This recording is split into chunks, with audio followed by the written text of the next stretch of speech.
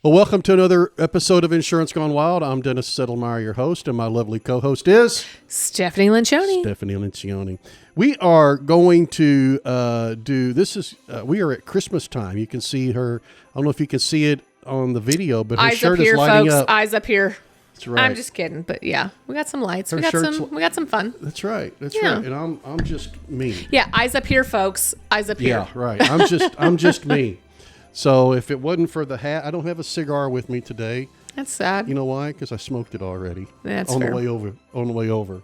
So anyway, all right. So Christmas. You ready? I got a little story for Christmas. Okay. About an insurance agent's Christmas. Oh, Okay? gosh. All right, you ready? Okay. Here it is. 'Twas the night before Christmas, and all through the agency, every agent was off, but still on emergency. The inbox lay quiet, a suspicious calm, the kind that precedes total coverage harm. The clients were dreaming of gifts and of cheer, while agents dreamed of nightmares of losses severe. With phones fully charged and eggnog half gone, we knew deep inside something bad would come on. When ding went the email, my soul left my frame. Subject line read, quick question, not a claim.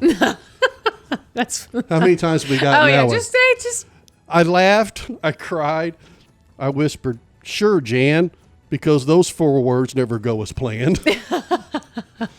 Away to the policy portal I flew, scrolling through endorsements from 98 to 2022. The moon on my screen from the glare of the light showed exclusions written to ruin my night. When what to my tired eyes should appear but a blurry photo that proved nothing clear. It's minor, she said, just a little bit wet, which means the drywall is absolutely wrecked. More rapid than renewals, the text messages came, each one starting different, ending the same. Is this covered? Do I need a claim? My cousin said yes, but my cousin's insane. Now water, now fire, now auto and bodily injury, BI, now umbrella, now cyber. Now why? Lord, why? To the top of the limits, to subrogation wall. Don't forget the deductible. They won't like that at all. The tree sparked, the breaker tripped, the fridge went dark, and someone fried a turkey inside in the dark. A candle met curtain, a guest met the floor, and somebody asked, does insurance cover that and more? Then the phone rang again, no voicemail, just dread. Hey, quick thing, we never added that shed. I explained actual cash versus replacement costs slow, while they asked if depreciation was optional, though. I closed out the night with one final reply. Please call me Monday, I said with a sigh. But I heard them exclaim as my sanity took flight. Merry Christmas to agents. Hey, what's my limits again? Same questions we get all year long. Yeah, that whole Christmas time. hey, about that shed. Yeah. I think I need to add that super fast. Yeah, I need You're to like, add that. We've had interesting. that. Interesting. We've had that. Yeah. Hey, I need to, do I have comp and collision on my... Random thing that I Random never thing? was going to insure anyway until something bad happens. No, we asked you to, if you wanted to, you said no. Well, he got stolen. Can we add that on there? No, now that you just said that. No. Once recovered, sure. Yeah. Sure. Yeah. So. Yeah. No, that's funny. Well, I mean, My mind went off on a couple tangents with the way some things were delivered. I was like, oh, that got racy. Yeah. Did you hear it too, Paul? Or I was like, oh my goodness. I wasn't hearing that. No, you didn't. No, you did a good job. But it's not. I didn't write this Chat GPT, baby. But you did a great job reading it with okay. with the tone of everything. Yeah. But no, it's yeah, I had 2 or 3 of them in that I done. And I'm like, yeah, this one kind of sounds the best, but because it talks about the things we run into at Christmas time. you know. Hey, just a quick question, not a claim. Write that one where it's like, hey, just Yeah, just a quick question. It's not a claim. Hypothetically, what would happen if? And you're like, oh no. So how bad is it? Yeah. Right? So it's like, and as much as we want plausible deniability, at the same time, it's like, ugh, tell me what's going on. Yeah. We'll do everything we can to find ethical coverage for you and like to make it all work. But yeah. So. All right. So Christmas edition. Is this part 2? Did we do Christmas edition before? I can't remember. No. It's all running together a little bit. Yeah, I know. All right. So what kind of insurance would Santa need? You ready for this? I'm ready. You ready? I'm ready. All right. First one is he's going to need commercial insurance. I was thinking mental health. Well, there's that. That's a whole other thing. It's a totally different ball game. Okay, yes. Yeah, so you said commercial? Commercial insurance. Well, sure, but specifically, well, I'd say the GL. Definitely needs general liability. He needs workers' comp for his elves.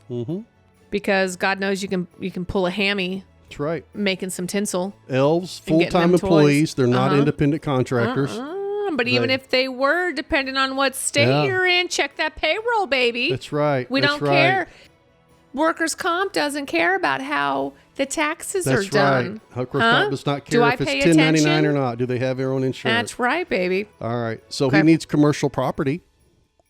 Yeah, the North Pole does need to be. It's got to be covered. Workshop, toy inventory, the dorms where the elves live. If that's what we want to call them, the dorms. Yeah, is that the housing? So would that be? That'd be commercial property. That's commercial property. Yeah. For him. And then also, is that liability for him, or is that just the property part? Because it's also both, because he owns it, and then the elves are just. Well, he would need general liability for slip and fall. Of course, if he never has visitors, maybe. But what about the elves being the residents? Completed. He needs products completed. He does. Oh, for sure. That's a big exposure. What about chimney damage or roof damage that he might cause? I mean, if he doesn't suck in the right way and he goes down and pops a brick, it's getting real. So the question that he would also need, though, is... He needs he needs commercial auto. He needs commercial auto. And maybe even aviation insurance, because the thing flies through the air. It does fly. Let me ask you this. What about the animals? The deer of rain. There is coverage for the animals. Is that livestock, or is that commercial auto? Yeah, I don't know. Or is that the aviation? That's a good question. He could fall under farm. Where does Rudolph fall? Could fall under farm operations, too. You know what? And he's going to need that also, because they've got to be maintained throughout the year. What about all the toys that he takes with him everywhere? That's inland marine insurance. Okay. Because it's moving. It's this poor guy, he has got... He's insurance poor. Quite an insurance bill. I tell you. He is insurance poor. He is, and then he needs disability. Like, what do you do? That's right. Okay, here's one. Okay. Here's one. This is kind of funny. This one right here. I'm going to let you read it. Oh, read it EPLI, Employment Practices Liability. Jesus. Naughty versus nice discrimination allegations. Yeah. That's right. So is he supposed to be naughty, or is he supposed to be nice? What's happening with this? Oh, it depends. I guess if depends it's your on the Mrs. elf. Claus, right? Yeah, it depends on the elf. But yeah, animal liability and livestock. For sure. Business interruption. What if a blizzard comes? Well, true. Yeah. Or, I have seen on a movie, the Santa Claus 2, where people are flying over the thing and the radar, so they all have to go like silent and stop working because you have like military forces that are flying over the North Pole, and so they can't be discovered. Was this Ernest Does Christmas? No, this was Santa Claus 2. Oh, okay. So then they have to like pause, and I'm like, well, that's a disruption. Like, you've just lost probably 1,000 toys being made. Government. Yeah, that could be. Yeah. I'm just saying, it's business interruption, baby. Cyber. These days, like nobody writes notes as much, so you're getting emails. Well, not only that, but he's got the naughty and nice list. So if there's a data breach, true, on the naughty and nice list, yeah. Ransomware, he might need ransomware. Have you seen Red One? No. Okay. Oh my gosh. We have just recently seen it. It's got The Rock and it's got Mike Evans, Chris Evans? Chris Evans, Mhm. the Captain America guy or whatever. Oh my gosh. We enjoyed it probably more than we should have. But you have The Rock who is like taking this Santa thing to the nth degree of serious. And he's like, he comes to him and he's like, "You're on the list. I can't trust him. He's on the list." He's like, "What list?" And The Rock is like, "You know damn well what list." And when he comes back, he's like, "The naughty list?" The naughty list. He's like, he's an NL4. "You're kidding. A naughty lister level 4?" And he's like, "What?" Anyway, it's fantastic. I have not seen it. Yeah, no, it's fantastic. I'll have to watch it. But yes, so the naughty versus nice list. You know, one of the other things you'll need is a good umbrella policy. A really good umbrella policy. Because 100%. The umbrella is going to help him get worldwide coverage for his liability. And he's going to need worldwide coverage. Whereas generally, general liability is not always worldwide. Can be, but not always worldwide. Most of the time it's not. Yeah, but usually umbrella that's can really open it up. Oh, okay, good. Like through Zurich or something. No, just an umbrella policy. Just umbrella, period. Huh. Mm-hmm. Okay. Yeah. Yep. So Santa, if you're out there, if you're listening to our podcast, I know you're out there, but you're busy. Yep. Umbrella policy. That's right. Umbrella policy. Okay. So that's really kind of all I got. So basically he needs everything. He needs pretty much. And I'm so sorry, but we left this off. Mm-hmm. Employee benefits. Oh, yeah. For the 100%. elves. Yeah. Mm-hmm. And he can be included on that. Maybe even key man. Oh, coverage. You definitely need some key man. And I would get that on the misses as well. Because That's you correct. both are orchestrating that, making that happen. Well, he could key man on himself. Head elf. He could, the head elf. Mm-hmm. Maybe other folks Rudolph. that are through that.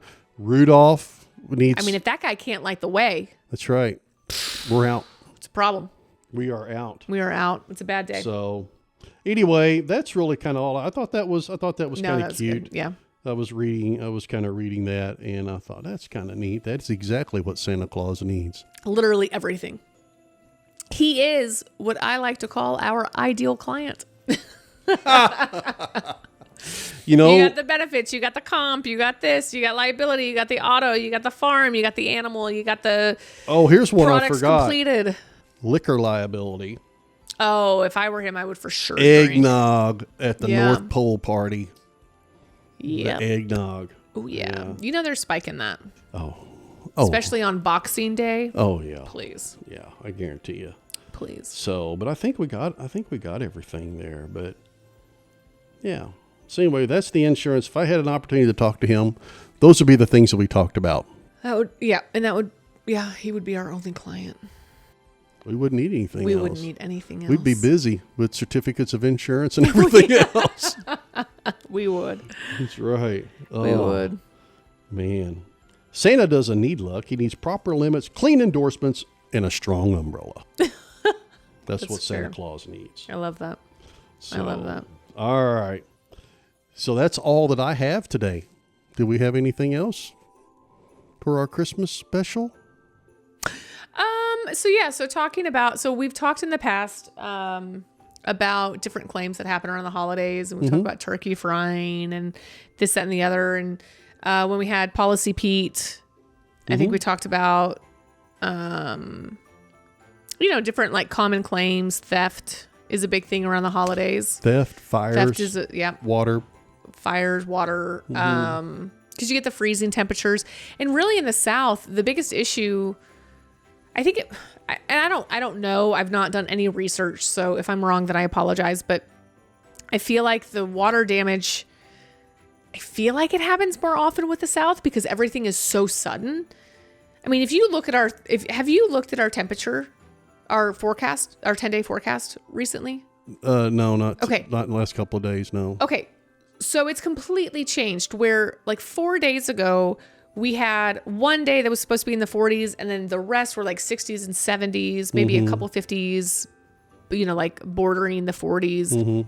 And then as like every single day it changes and you're like, oh, wow. Okay. Well, okay. So 70s. And then you look again the next day and you're like, oh, well, I guess it's no more 70s, but we're 60s. Mm-hmm. Oh, okay. Wow. Now everything's in the 50s and one day in the low 60s. And then the next day is like, oh, we're 70s again.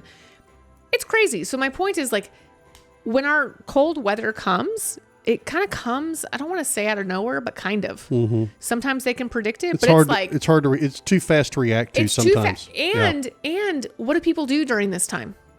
A lot of people are gone. They're gone. Or they're busy. They're just too busy. Well, they're busy, but they travel, right? So like if that random freeze comes and they haven't bought our little faucet covers or they haven't dripped the faucets or they haven't done whatever, like the outdoor faucet covers is what I was referring to. And the freeze comes on and then they get home the next day and then they go flush a toilet. Like you're done. You have like, you're done. That reminds me of something like, so let's talk about, this is a little bit off Christmas, but just the general time frame of the year. Yes, it does come on very sudden in the South. It does. And the homes are not built like they are above the Mason-Dixon line, whatever that line is. And I'm cutting you off and I'm sorry, but like in the expectation, God bless, I know.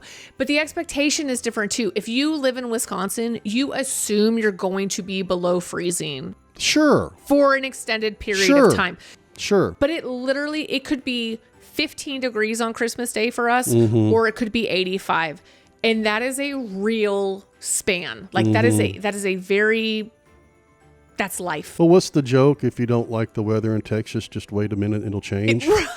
I haven't heard because it changes that quick. But that's completely irrelevant. It is that. It can snow in the morning, and as soon as the sun comes out, and you're like, oh my God, this is like 75 degrees. Well, we've had it drop. Are we at the beach? 50, 60 degrees in one day before. In a day. Last year, I think. Was it last year or year before it did that? Yeah, it was quick. Well, it's done it a couple times recently, but yeah. Anyway, so my point is, yes, so just... It's not that it's worse in the South. I'm just saying it's different is all, because it may be for a quick time frame, but it's out of nowhere. You know, another thing that we can talk a little bit about, and maybe this can be a clip that gets taken out and posted, but I have a travel trailer, which, you know, and in Texas, in most of the time during the wintertime, you want to what they call winterize it. You want to make sure all the water is out of it, and sometimes you can put antifreeze in the water lines and things like that. So I did that on Saturday. I didn't do antifreeze in the water lines, but I went to where my trailer's parked, and I took everything with me up there to do it. And I have a air compressor, and there's an attachment you can put on the water where the water line plugs into the travel trailer, and this screws into that rather than a hose. It kind of looks like a hose in, and then it connects to my air compressor. And the idea is turn the air compressor on, you open up different faucets inside, and it blows the water out of the lines. Works great. You need to do that every year. Okay. The problem that I ran into is I drove over an hour away and forgot the keys to the trailer. No. So I had I just hooked it up and I drug it all the way home. You're like, screw it. And taking it with I did it all right there at the house. Yeah. It took about 30, 45 minutes for me to blow all the water lines out. And that's important because a few years ago I had a different trailer. And we emptied we didn't blow the water lines out, but we emptied them. And on travel trailers and RVs and things like that, generally the toilet has a push flush. You step on something and it flushes. It's like a porta potty. Yeah, and there's a valve. There's a valve back there in the back that you push it. It's sort of spring loaded. It releases the water to flush everything down. Then it comes back up. Well, I had done a really good job on just not blowing out the water lines, but I didn't. Hold on, I didn't. No, hold on a second. I just need you to stop saying blowing out. All right. So the thing is, I had not emptied that little bit of water in that valve, and so when we took it out a few months later, and it wasn't even cold that long. When this happened, yeah, it had frozen and cracked in there, so I had a drip, drip, drip, drip, drip. in my bathroom from that valve. So I ended up buying another one. It's not hard to replace. I bought 2 of them just in case. Well, this time I'm like, you know what? I think I'm going to go up there and just blow that thing out so I don't have to take care of that later. I need that blowout comment. I know. Is there another phrase? No. Also, you need to make sure that you get the water out of if you have a water pump, like you have a freshwater tank and there's a water pump that's pumping fresh water out of the tank, that you can, like if you're boondocking, you're not hooked up to anything, you still have fresh water in a big 30-something gallon tank. I don't know what boondocking means. That means you're camping on the edge of a river or something. You have no electricity, nothing. Okay. You may have a generator, so you fill the fresh water tank full of clean water, and you can drink it. Oh, okay. You can use it for the bathroom. You can do whatever you want to do. You're not with hooked up to a. You're not hooked up to anything. When we met you guys out there, that you guys were hooked up to a water source. Correct. Okay. Correct. We were hooked up with a hose to a water source. I would like everyone to know that they stuck us in a tent. That's right. Outside. You're lucky you got to come. But anyway, Kids but have a blast. You've got to do that during the wintertime. Now, here's the problem we run into the South. We are on a longitudinal line here in North Texas. How long is it going to stay cold? Your story about the weather that's the issue. is so if it's going to be cold just for overnight, no problem. You don't worry about it. But if it goes back up, even if it's below freezing, but if it goes back above freezing, but it doesn't go back really high above freezing, or if we don't have the sun, that water is going to stay. It's not going to warm up as much, even if it's at 40 degrees and it's 30 the next night. You're probably going to get some freezing in that. Yeah. Especially if it happens like that over 2 or 3 days. And so I'm like, you know what? It was supposed to be 30 like that night or something. I forget what night it was, but Sunday, I think. Sunday. It supposed to be really Sunday cold. was supposed to be the really cold. And it so was chilly. That's why I did it, because I'm like, okay, it's been cold for it's been pretty cool for a couple of days. That water that's in there is chilled already. It's not warm, it's chilled. And so that's why I went up there and did it. So over an hour up there, over an hour back, and then 45 minutes to do it, an hour dragging it back up there, over an hour back. I was exhausted. Fair, only because it would have been just a one-time trip. Correct. Could not have taken away the 45 minutes. No. For the task, but you forgot the keys. I forgot the keys. So I'm getting more keys made. There it is. Yep. That's because that's like the 3rd or 4th time I've needed the keys and I haven't had them for that particular trailer. That's killer. So I am going to get more keys. Now I had a buddy say, well, why don't you just get the push button you push the numbers. Yeah, I had that in the car. And I'm like, yeah, that's nice until the battery goes dead. You still got to have a key to get in it.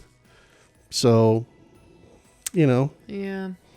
So anyway, I'm just going to have some more keys made so I can get that done. But RVs are important this time of year, regardless of Christmas. We're getting ready to get into cold weather time here in North Texas.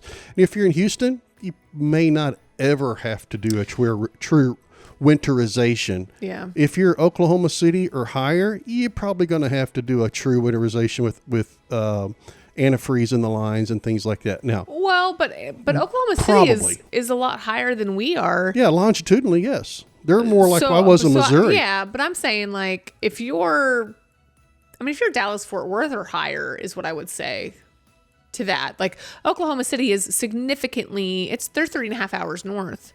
Mm-hmm. So, but we get cold enough for long enough, and it takes one time. It takes one time of an incident to blow the valve or to blow out whatever. What is your phrase that you keep using? Blow out the lines. I'm not comfortable with that. That's what it's called, though. I don't love it. But yeah, and then a little bit south of us, I don't feel like it's as bad. Mm-mm. So we're kind of the baseline. Like that's really where, if the cold is going to hit, it can still get really cold. Dallas, Fort Worth, Austin, Houston, things like that. I don't feel like they just don't get as cold. Not very often. And they are significantly more south than us. I mean, Texas is a huge state. I mean, you think about it. If we go due west from where we are right now, it's 12 hours to get out of the state. If you go due west, yeah, to get to El Paso it's 12 hours from us. Now we can get out of the state but we go to Oklahoma. I mean, we can go Windstar. I frequent that from time to time. Not as frequent anymore, but Mama does love to gamble. A little hour and a half trip, no problem. But then you go east, it's 3.5 hours. You go Texarkana, it's 3 hours. You go, so we're so close to the border when you look on the map and you're like, oh, DFW is just right there. I'm like, we're still 3 hours away from a border. 3 hours. I mean, except the Red River.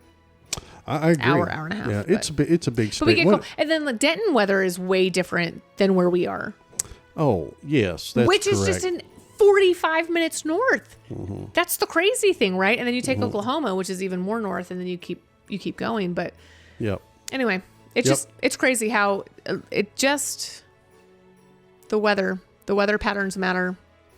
They do. But anyways, this time of year is a good, don't forget about your RV. Unless you enjoy doing repair from frozen pipes.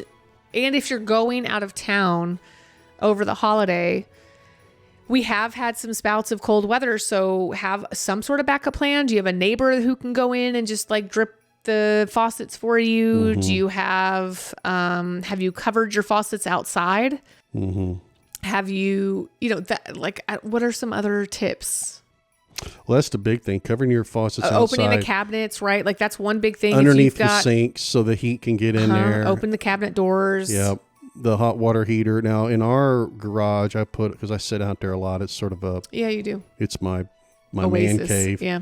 I have a big heater in there, so I can set it down to where if it gets really, really cold, starts getting really cold, the heater will kick on, and it actually will warm the garage up. So it does a good job. But even if you're gone? Yeah. Oh, so you have that set to like... Yeah, it's a thermostat. I just turn the thermostat to 40 degrees, and if I want. Well, sure, just to make sure it's not freezing. Just to make sure it's not freezing in there. Yeah, you're not trying to like make it comfortable in the garage. Yeah. Nope. Interesting. Now, whenever I'm sitting out there, I can make it comfortable. I can get it pretty stinking warm sitting in the garage. So, yeah. Well, sure. Yeah. But I'm saying when people are traveling and they're kind of out and about and doing their things. And now, if the electricity goes out, that doesn't do me any good, right? The heater doesn't do me any good. No, but you can still drip faucets. You can, but you would need, if you're gone, and again, the weather changed on you, you're going to have to call somebody and say, hey, can you go in and open my cabinets? Yeah, again, it's like if there's a way to have a backup plan, try to have that. Yep. And on the health insurance side, I will say I do have a lot of people and they're like, well, I'll just wait and I don't know. And like, what can happen in 1 month? And I'm like, between December, January, if they go uninsured, health insurance wise, or if they're currently uninsured and they're able to get a temporary fix before they, what are you doing? Are you signaling me? No. Nothing, he says. But let's say they're going on the market. I'm not signaling you at all. Yeah. I see the signal now, but, if they didn't get insurance last year, and with healthcare.gov, all of that, there is an open enrollment, but then it doesn't start until January. So if they're doing that and I connect with them and they're like, well, yeah, I've just got another month. I've done it for 11 months. What's one more month? December and January, I have to tell you, are some of the scariest months for me as a health insurance agent. Because again, when do the roads randomly freeze? Like people get sick. When does the flu start hitting? When does the flu start hitting? When does this happen? When does that happen? And then if you've got a family, then when does RSV typically start happening? And you have all of these things. So I'm like, ooh, if you can Band-Aid it, and not everybody, it makes sense to Band-Aid if you've got like massive pre-existing. But anyway, so I caution you, if you're in a position to be able to close the gap and start a plan sooner than later, I encourage people to do that. In a car accident. Yeah. That's right. Like anything people are in a hurry. My husband, it takes him almost an hour now to get home, opposed to before it was 35 minutes, just because I think we talked about this before, just because it is dark earlier. Daylight savings It is taking him exponentially longer.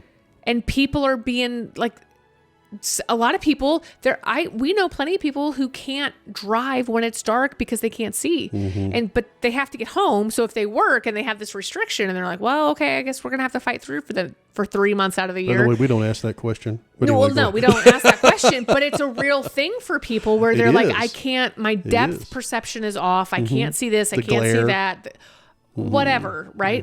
The distraction of the lights. I catch myself. I'm like, oh my gosh, that's so wonderful that that company has just done like all of these lights and and like you go down 26 and Colleyville Boulevard has done just amazing little light things. You're like, this is so nice and how festive. Have you had your insurance reviewed for an umbrella policy?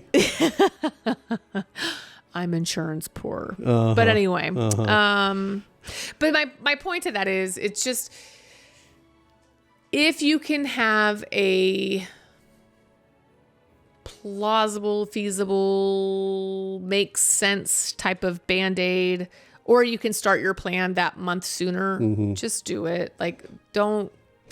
Well, let me say this, and then we're going to cut it off. Maybe this will be another clip. One of the things you need to remember about, especially this time of year with health insurance as you're traveling, which we've talked about this in the past, make sure that your health insurance will cover you outside an emergency if you're outside your area, right? If it's an emergency, generally your health insurance will cover you for the emergency. But if you get like really, really sick, say you get food poisoning from Aunt Edna's potato salad, and you got to go to the hospital and you have an HMO or something that says you got to be on a certain plan, and you're in another state or even another part of the state, you're probably not going to have coverage. That's okay, just as long as you realize that. Just as long as you realize what you have. Yeah, because at that point, you probably don't care if you have coverage or not. You just need some relief. Yeah. Which, now if they admit you because you are dehydrated from... Then that would be an emergency. That would be an emergency, yes, from Aunt Edna's potato salad. Yeah. Then, That's yes. a real thing. Aunt Edna sometimes... Girl drinks. She gets lazy. Well, there's that. She left the eggs out a little too long and then mixed them in the potato salad. Yeah, the eggnog. She hit too much nog. Yeah. Anyway, well, that's it. Hey, guys, thank you for joining us again. Again, Insurance Gone Wild. Give us, reach out to us. Contact at igwpodcast.com. Contact at igwpodcast.com or call us 817-753-0093. And as always, we enjoy your comments and feedback. See you again.